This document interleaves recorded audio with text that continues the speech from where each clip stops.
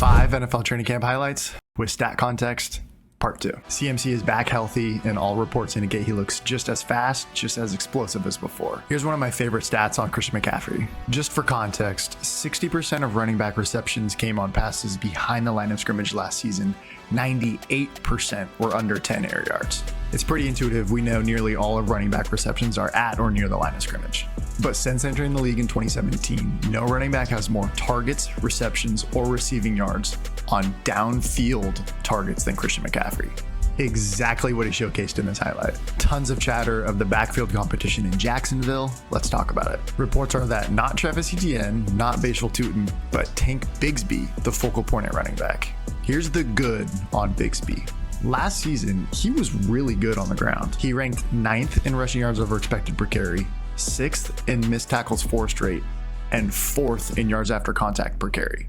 All top 10, all better than Travis Etienne. The bad, for fantasy purposes, he's basically a 0 in the receiving game. Just 8 career receptions in 33 games, and a 9.9% target rate since entering the league in 2023, only higher than Gus Edwards. A quarterback wide receiver duo that was getting tons of buzz was the #1 overall pick Cam Ward with Calvin Ridley. Obviously, this bodes well for the prospects of Calvin Ridley. Last season, 1,074 unrealized air yards, aka air yards on incomplete passes targeting Calvin Ridley, the most in the NFL. Another QB wide receiver duo generating some hype.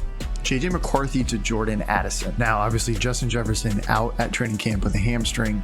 Some are suspecting a 2 to 3 game suspension for Jordan Addison stemming from his DUI. Let's talk about this highlight here with some context. So since entering the league in 2023, Addison ranks tied for 11th in deep receiving yards and tied for 7th in touchdowns. Over that same span, Justin Jefferson ranks 3rd in deep receiving yards and tied with Jordan Addison for 7th in deep touchdowns. Over the last 2 seasons, they are the only wide receiver teammate duo to both have over 600 deep yards and over 5 deep touchdowns. To me, it is no coincidence that Sam Darnold led the NFL in deep passing yards last season. So JJ McCarthy walks into one of the most prolific downfield passing attacks in the league. Marvin Harrison Jr. looks absolutely jacked. Doesn't matter. So Marv had 38 contested targets last season. That's tied for the 3rd most in the league. That's not necessarily a red flag for him. He doesn't really profile as an elite separator, but he caught just 16 of those contested targets for a 42% contested target catch rate, 8th lowest in the NFL. If Marv is going to bounce back from his pretty disappointing rookie season, he's going to need to win at the catch point more consistently.